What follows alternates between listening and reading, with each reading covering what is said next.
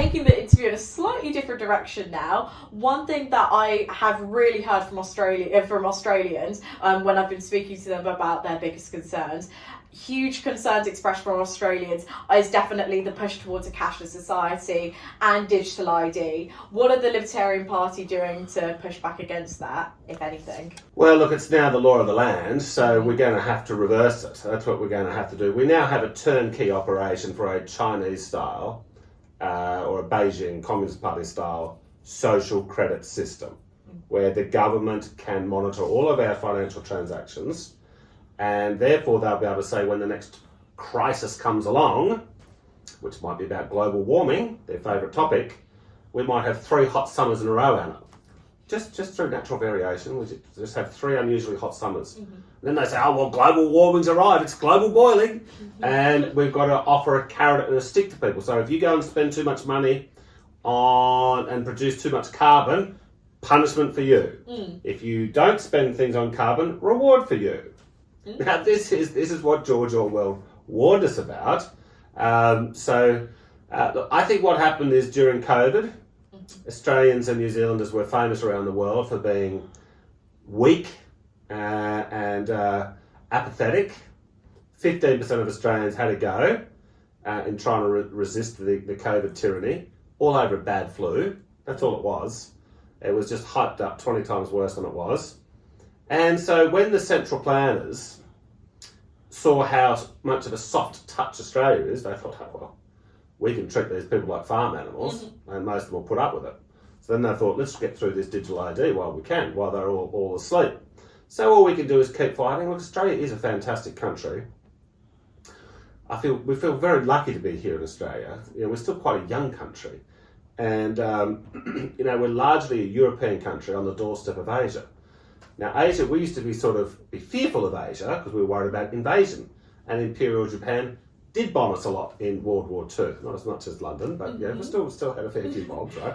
And if Imperial Japan had been successful in Asia, they would have, with time, basically come in and occupy Australia. So, but now we look at Asia in the last 20, 30 years because of they've basically embraced the economic philosophy of Margaret Thatcher in Asia today. Booming middle classes, lots of imports, lots of exports, lots of tourists, lots of students.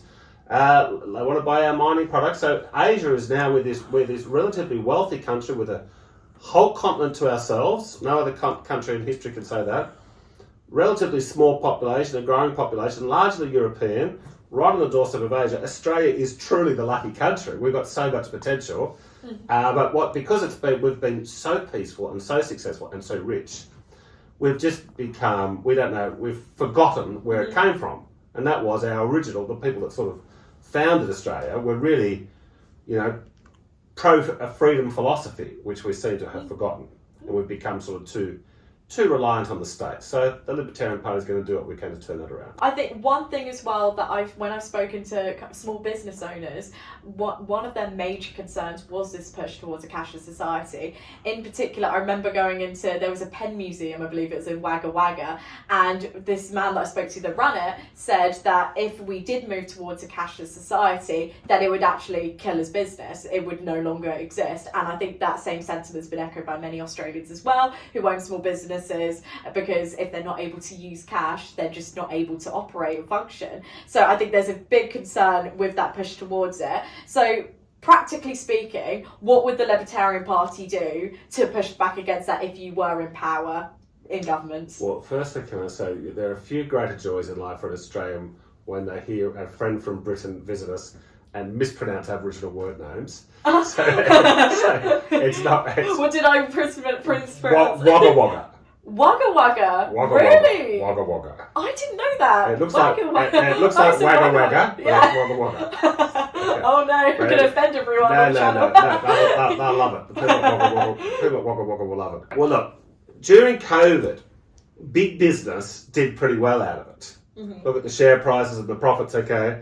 The government paid everybody to stay at home, but the little businesses...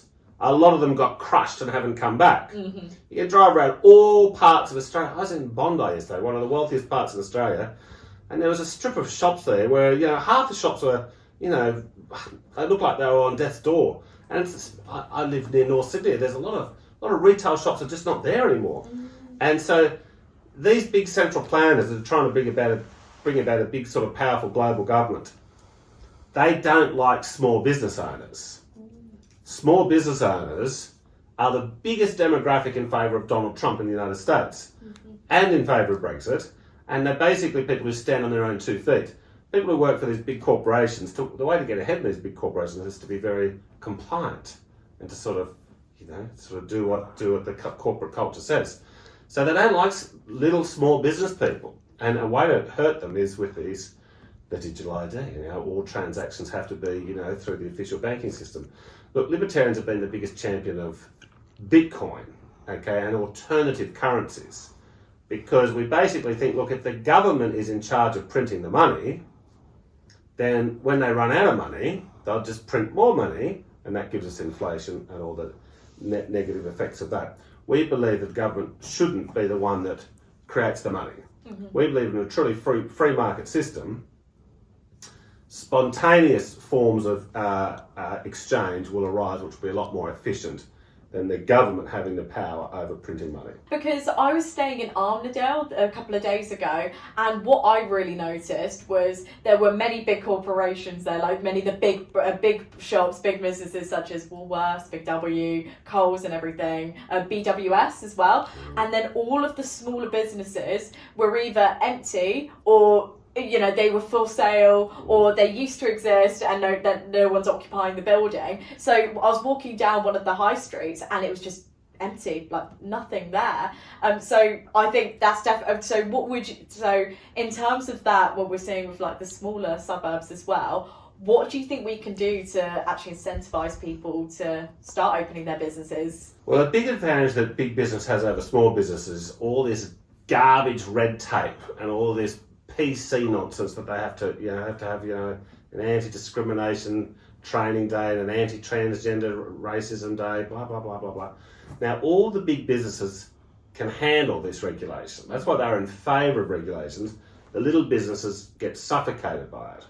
So what we really need is to have a serious reduction in taxes across the board, and remove regulations.